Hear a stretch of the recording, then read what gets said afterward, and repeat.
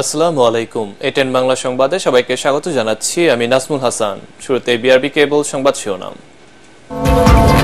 সাবেক আইজিপি শহীদুল হক এবং চৌধুরী আব্দুল্লাহ আল মামুন ঢাকা থেকে গ্রেফতার, আছেন ডিবি হেফাজতে।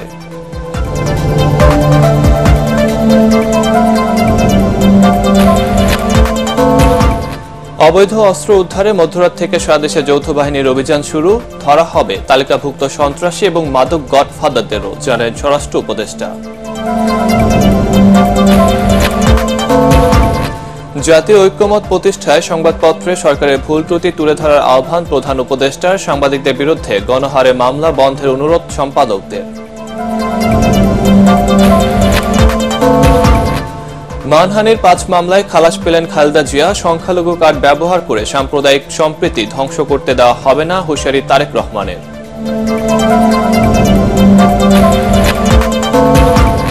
এবং পাকিস্তানকে হোয়াইট ওয়াশ করে ইতিহাস গড়ল বাংলাদেশ। রাওয়ালপিন্ডিতে শেষ টেস্টে 6 উইকেটে জয়, দেশে ফিরলে টাইগারদের রাষ্ট্রীয় সংবর্ধনা।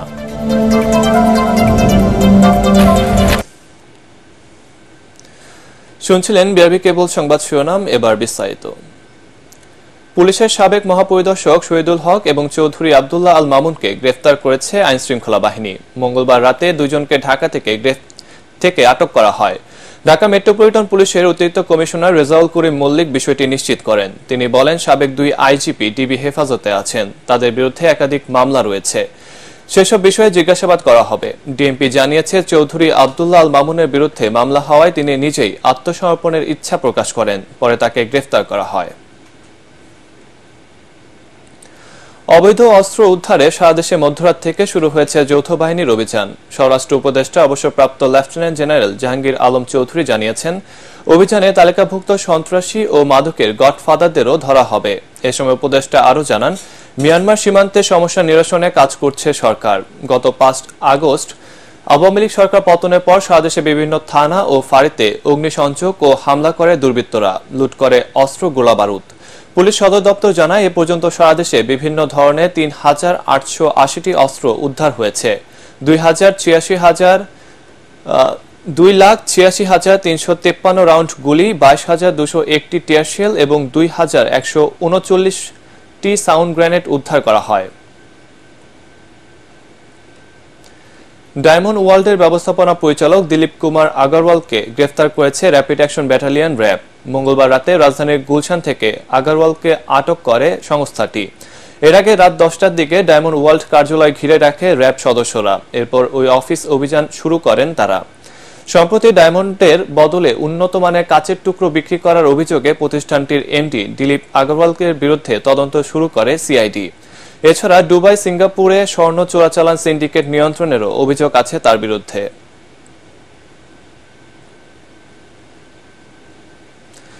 জাতীয় ঐক্যমত প্রতিষ্ঠায় গণমাধ্যমকে সমাজের নানা অসঙ্গতি সহ সরকারের ভুল ত্রুটি তুলে ধরার আহ্বান জানিয়েছেন অন্তর্বর্তী সরকারের প্রধান উপদেষ্টা ডক্টর মোহাম্মদ ইউনূস। পত্রিকা সম্পাদকদের সঙ্গে বৈঠকে রাষ্ট্র সংস্কারে গণমাধ্যম সহ সবার সহযোগিতা চান তিনি। এ সময় সম্পাদকরা যাচাই বাছাই ছাড়া গণহারে হত্যা মামলা দেওয়া বন্ধ করতে ডক্টর মোহাম্মদ ইউনূসের প্রতি অনুরোধ জানান। তথ্য প্রযুক্তি ও সাইবার নিরাপত্তা আইনের মতো গণমাধ্যম নিয়ন্ত্রণে কালাকানুন বাতিলের দাবিও জানান সম্পাদকরা। বিস্তারিত জানাচ্ছেন সৈয়দ রিয়াজ। রাষ্ট্রীয় অতিথি ভবন যমুনায় অন্তর্বর্তীকালীন সরকারের প্রধান উপদেষ্টা ডক্টর মোহাম্মদ ইউনূসের সঙ্গে মতবিনিময় করেন দেশের বিভিন্ন দৈনিক পত্রিকার 20 জন সম্পাদক। বৈঠকে সম্পাদকরা এজেন্ডা অনুযায়ী কাজ করতে সরকারকে পূর্ণ সহযোগিতার আশ্বাস দেন। বলেন, অন্তর্বর্তী সরকারের মেয়াদকাল বেঁধে দিলে রাষ্ট্র সংস্কার ব্যাহত হবে। সংবিধান পরিবর্তন, স্থানীয় সরকার ব্যবস্থাকে শক্তিশালী করা, নির্বাচন কমিশন সহ স্বায়ত্তশাসিত প্রতিষ্ঠানগুলোকে সংস্কারের মাধ্যমে গণমুখী করে গড়ে তোলার প্রস্তাব করেন তারা। জানান, এসব বাস্তবায়নে জাতীয় ঐক্যমতের প্রয়োজন। দুর্নীতি দমন কমিশনকে স্বাধীনভাবে কাজ করার সুযোগ সৃষ্টি, যাচাই বাছাই ছাড়া গণহারে হত্যা মামলা বন্ধ ও সাংবাদিকদের বিরুদ্ধে কালো আইন সংস্কারের পরামর্শ দেন সম্পাদকরা। সাংবাদিকদের ব্যাপারে যে এরকম যত্রতত্র খুনের মামলা হচ্ছে, এটা যেন বন্ধ হয় এবং এই ব্যাপারে সরকার যেন সুস্পষ্ট একটা অবস্থান নেন। কনস্টিটিউশনাল রিফর্মের যে ব্যাপারটা, জুডিশিয়ারির ইন্ডিপেন্ডেন্স, তারপরে পুলিশ রিফর্ম, এগুলোর আমরা পরিবর্তন চাই, এগুলোর আমরা গণতান্ত্রিক রিফর্ম চাই।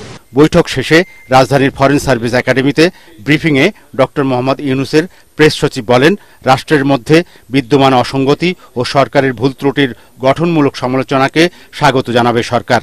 রাষ্ট্র সংস্কারে যতদিন প্রয়োজন ততদিন অন্তর্বর্তী সরকারকে ক্ষমতায় থাকার পরামর্শ দিয়েছেন সম্পাদকরা। প্রধান উপদেষ্টা বারবার বলেছেন, এটা আমাদের জন্য মস্ত বড় সুযোগ, এই সুযোগটা আমাদের কাজে, এই সুযোগ it's a life time opportunity দেশটাকে মেরামত করার জন্য। খুবই একজন লিডিং এডিটর বলেছেন যে it should be between 2 and 3 years। ঠিক আছে, আরো একজন বোধহয় 2 বছরের কথা বলেছেন। অনেকে আবার দেখেছেন যে না, যেই এজেন্ডাটা বা যেই ধরনের রিফর্ম ক্যারি আউট করতে হবে, তো আগেই আসলে টাইমটা ঠিক করে দেওয়াটাও যায় না।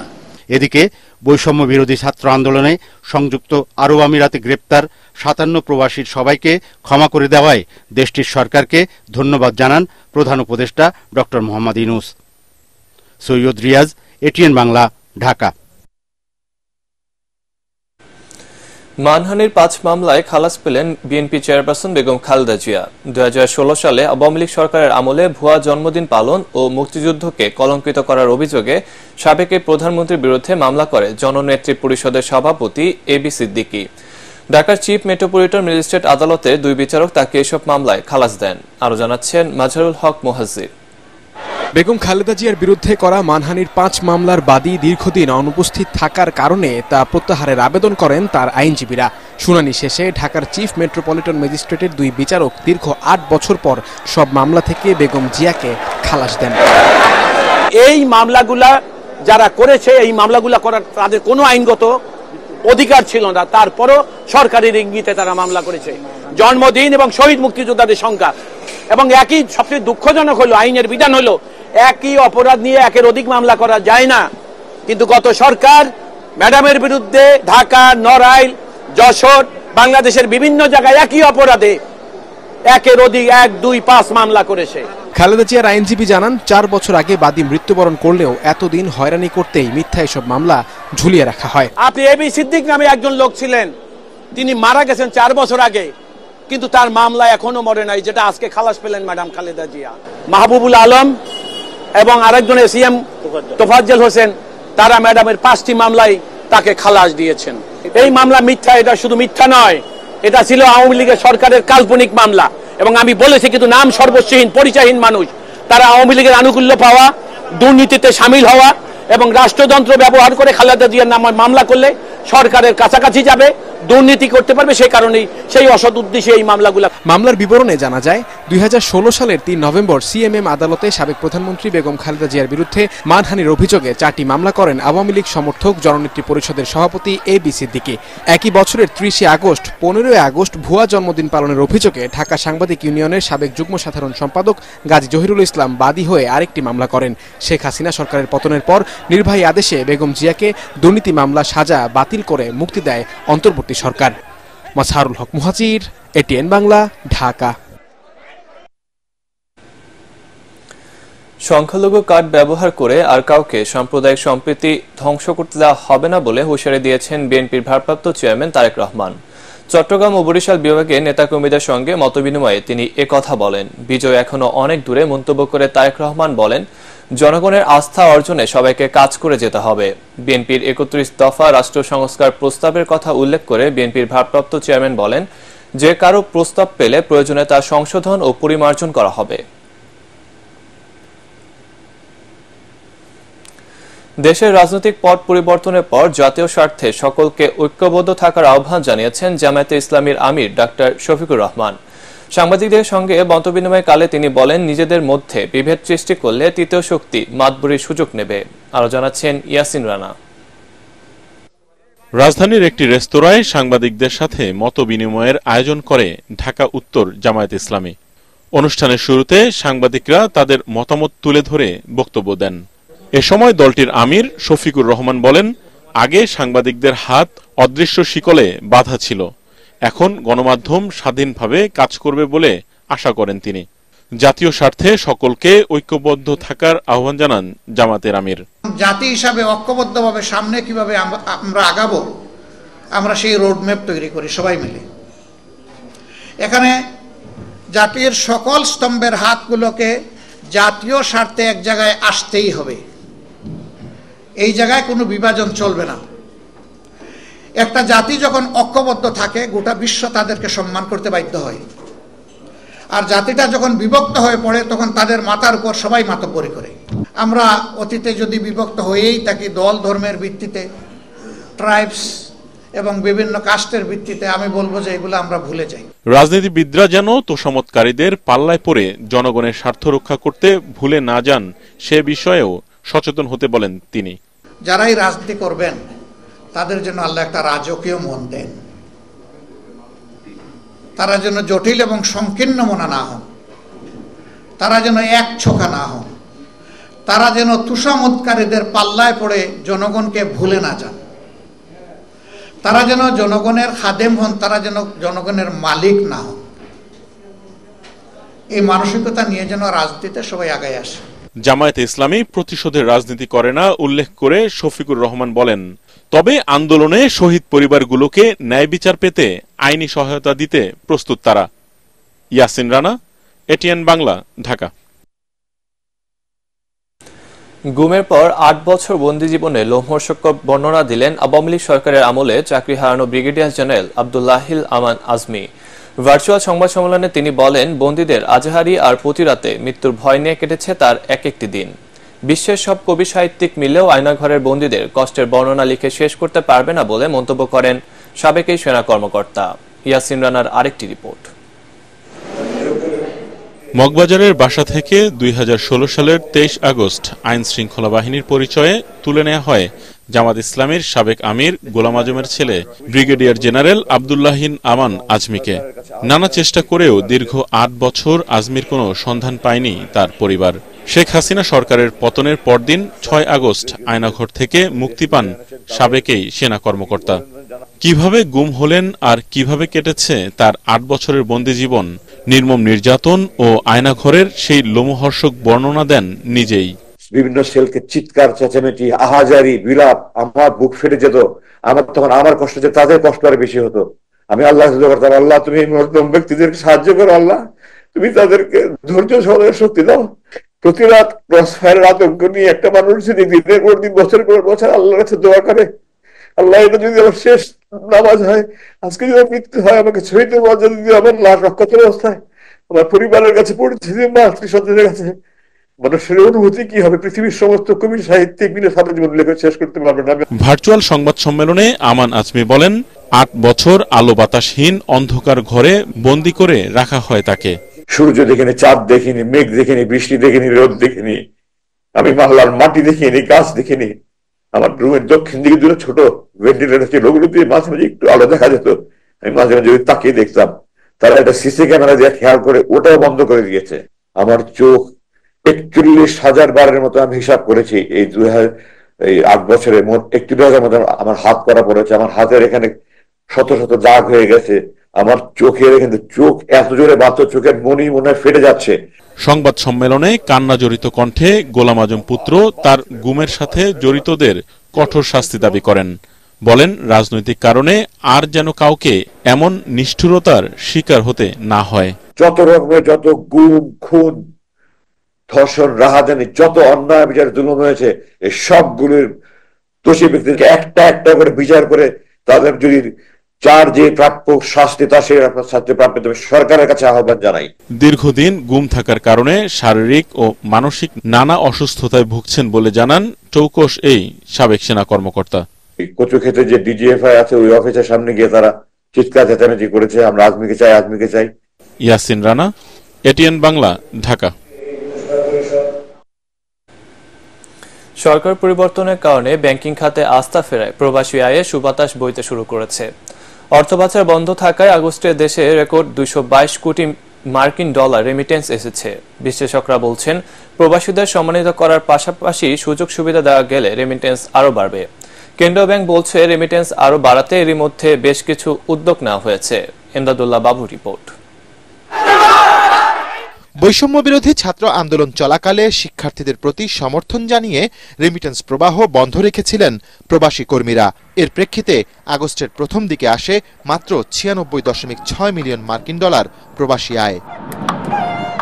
আওয়ামী লীগ সরকার পতন হলে বাড়তে থাকে রেমিটেন্স প্রবাহ। গেল মাসে 168টি দেশ থেকে 1 কোটিরও বেশি প্রবাসী কর্মী 222 কোটি মার্কিন ডলার রেমিটেন্স দেশে পাঠিয়েছেন, যা 2023 সালের আগস্ট মাসের চেয়ে 39% বেশি। কেন্দ্রীয় ব্যাংক বলছে ডলারের বাজার দর এক্ষেত্রে গুরুত্বপূর্ণ ভূমিকা রেখেছে। আগে যে 2 পয়েন্ট ব্যান্ডটা ছিল সেটাকে ইনক্রিজ করে একটু বাড়ানো হয়েছে, যার ফলে রেটটা অনেকটা মার্কেট বেসড হয়েছে। এছাড়া বিভিন্ন সংস্কার কার্যক্রমের ফলে ব্যাংকিং সিস্টেমেও একটা ইতিবাচক ধারা পরিলক্ষিত হচ্ছে।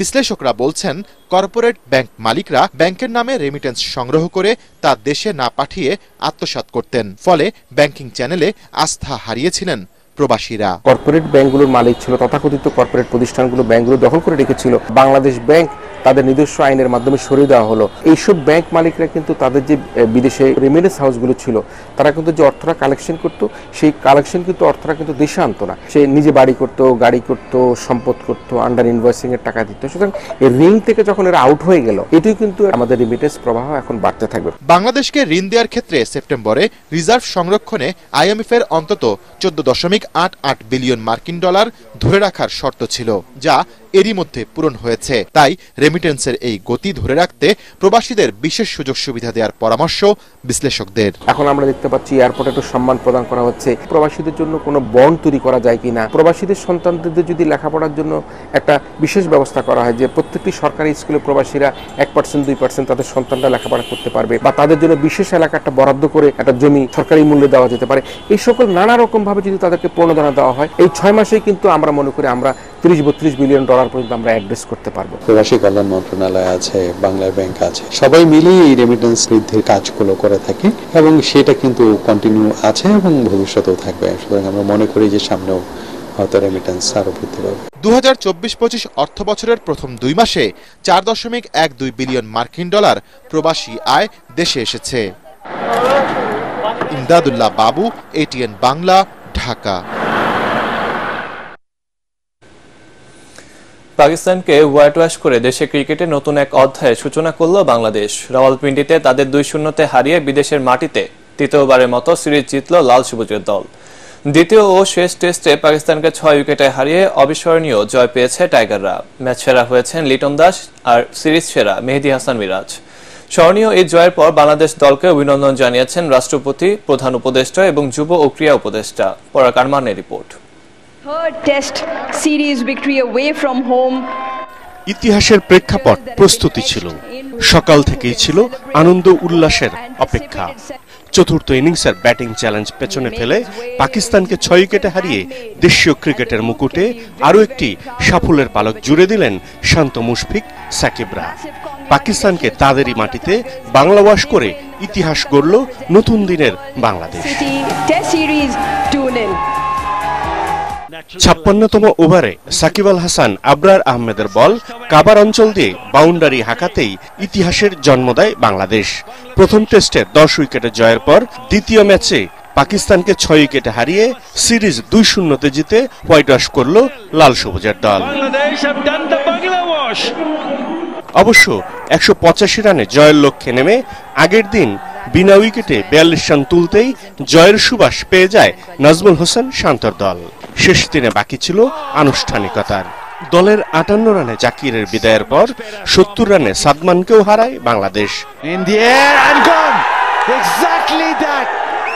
তবে লাঞ্চ বিরতি পর্যন্ত 2 উইকেট হারানো টাইগারদের পুঁজিতে জমা 122 রান। জয় থেকে তখনও 68 রান দূরে বাংলাদেশ। 38 রানের পুঁজিতে শান্ত সাজঘরে ফেরার পর মমিনুল আউট হন 34 রানে। তখনও জয়ের জন্য টাইগারদের প্রয়োজন 32 রান। নতুন কোনো ঘটনা ঘটেনি। সাকিব আল হাসানকে নিয়ে দলকে জয়ের ঠিকানায় পৌঁছে দেন মুশফিকুর রহিম। এর আগে পাকিস্তানের 274 রানের জবাবে প্রথম ইনিংসে 262 রানে অল আউট হয়েছিল বাংলাদেশ। টাইগারদের পেস আক্রমণে পাকিস্তানের দ্বিতীয় ইনিংস গুটিয়ে যায় 172 রানে। পরাগামান, এটিএন বাংলা। গণমাধ্যম কর্মীদের উপর হামলা ও মত প্রকাশে বাধা দেওয়া হলে তাদের পাশে থাকার ঘোষণা দিয়েছে বৈষম্য বিরোধী ছাত্র আন্দোলন। বঙ্গবাজারে ঢাকা বিশ্ববিদ্যালয় সাংবাদিক সমিতির সভাপতি সাদি ভুইয়ার উপর হামলার তীব্র নিন্দা ও প্রতিবাদ জানিয়ে টিএসসি রাজু ভাস্কর্যে এই ঘোষণা দেওয়া হয়। এই সময় সমন্বয়করা বলেন, হামলাকারীদের দ্রুত আইনের আওতায় আনা হবে। একই সাথে মার্কেটগুলোতে চাঁদাবাজি ও সিন্ডিকেট ভাঙতে ঐক্যবদ্ধভাবে কাজ করার ঘোষণা দেন তারা।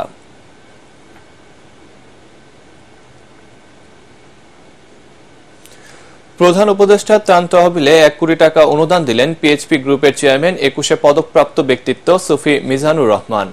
সম্প্রতি আকস্মিক বন্যায় প্রায় 1,500 ক্ষতিগ্রস্ত মানুষকে মুহুরীগঞ্জ স্টিল মিল কারখানায় আশ্রয় এবং 3 বেলা খাবারের ব্যবস্থা করে প্রশংসিত হয়েছে দেশের শীর্ষস্থানীয় এই গ্রুপটি।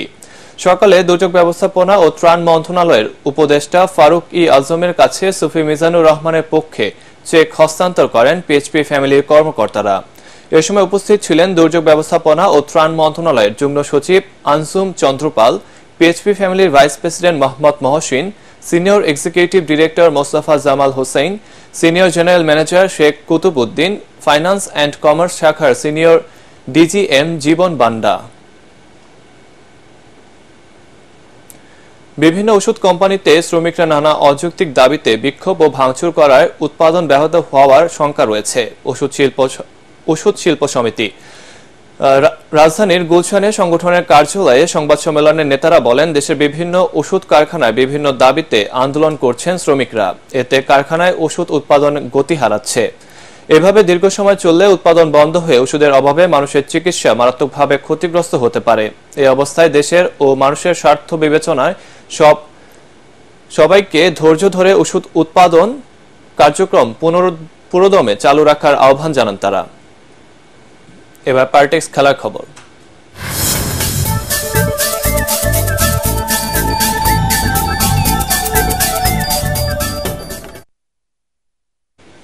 দুই ম্যাচের টেস্ট সিরিজে পাকিস্তানকে হোয়াইট ওয়াশ করায় বাংলাদেশ ক্রিকেট দলকে সংবর্ধনা দেওয়া হবে বলে জানিয়েছেন অন্তর্বর্তীকালীন সরকারের প্রধান উপদেষ্টা ডক্টর মোহাম্মদ ইউনূস। টাইগারদের এই জয় ভারতের বিপক্ষে আসন্ন সিরিজে দলকে অনুপ্রাণিত করবে বলে মনে করেন অধিনায়ক নাজমুল হোসেন শান্ত। পরাগ আরমানের আরেকটি রিপোর্ট।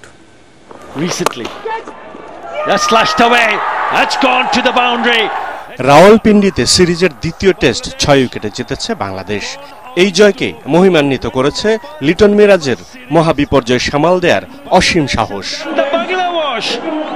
বাংলাদেশের জয় নিশ্চিত হওয়ার পর টাইগার অধিনায়ক নাজমুল হোসেন শান্তকে ফোন করে দলকে শুভেচ্ছা জানান অন্তর্বর্তীকালীন সরকারের প্রধান উপদেষ্টা ডক্টর মোহাম্মদ ইউনূস।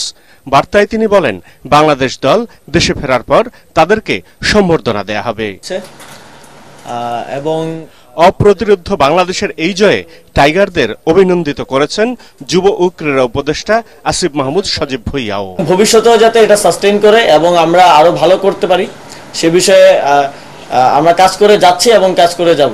প্রথম ইনিংসে পাকিস্তানের 274 রান তাড়া করতে নেমে 26 রানে 6 উইকেট হারিয়ে বিপর্যয়ে পড়ে বাংলাদেশ। সেখান থেকে লিটন মিরাজ 165 রানের অসাধারণ এক জুটি গড়ে দলের বিপর্যয় ঠেকান। মিরাজ 78 রানে আউট হলেও 138 রানের ইনিংস খেলেন লিটন দাস। ম্যাচ শেষে অধিনায়ক নাজমুল হোসেন শান্ত জানান, জয়ের এই ধারা যেন ভারত সিরিজেও অব্যাহত থাকে। তবে এখন জয়ের এই মুহূর্তটাকে স্মরণীয় করে রাখতে চান তারা। এ ধরনের অ্যাচিভমেন্ট আমার কাছে ব্যক্তিগতভাবে আমার কাছে বাংলাদেশ ক্রিকেটের one of the best movement আমার কাছে মনে হয়। আর মুশফিক ভাই, সাকিব ভাই যখন ব্যাটিং করছিল আমরা সবাই ড্রেসিং রুম থেকে যাচ্ছিলাম যে এই দুজনই খেলাটা শেষ করুক। I never think about negative because if you think negative definitely you cannot perform well in these conditions. চলতি মাসের দ্বিতীয় সপ্তাহেই 2টি টেস্ট ও 3টি টি20 ম্যাচের সিরিজ খেলতে ভারত যাবে বাংলাদেশ ক্রিকেট দল। পরাগ আরমান, এটিএন বাংলা। শেষ করার আগে বিআরবি কেবল সংবাদ শিরোনাম আরেকবার। সাবেক আইজিপি শহীদুল হক এবং চৌধুরী আব্দুল্লাহ আল মামুন ঢাকা থেকে গ্রেফতার, আছেন ডিবি হেফাজতে।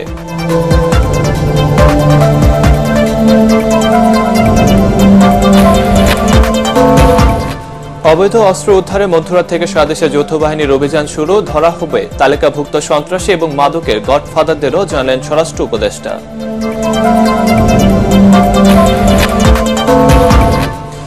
জাতীয় ঐক্যমত প্রতিষ্ঠায় সংবাদপত্রে সরকারের ভুল ত্রুটি তুলে ধরার আহ্বান প্রধান উপদেষ্টা, সাংবাদিকদের বিরুদ্ধে গণহারে মামলা বন্ধের অনুরোধ সম্পাদকদের। মানহানির 5 মামলায় খালাস পেলেন খালেদা জিয়া। সংখ্যালঘু কার্ড ব্যবহার করে সাম্প্রদায়িক সম্প্রীতি ধ্বংস করতে দেওয়া হবে না, হুঁশিয়ারি তারেক রহমানের।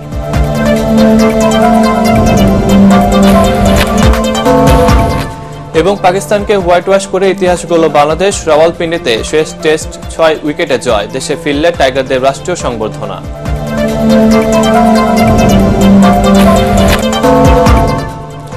দর্শক, পরবর্তী সংবাদ দেখার আমন্ত্রণ জানিয়ে এখনকার মতো শেষ করছি। ATN বাংলা সংবাদ ইউটিউবে দেখতে ব্রাউজ করুন youtube/ATN বাংলা নিউজ।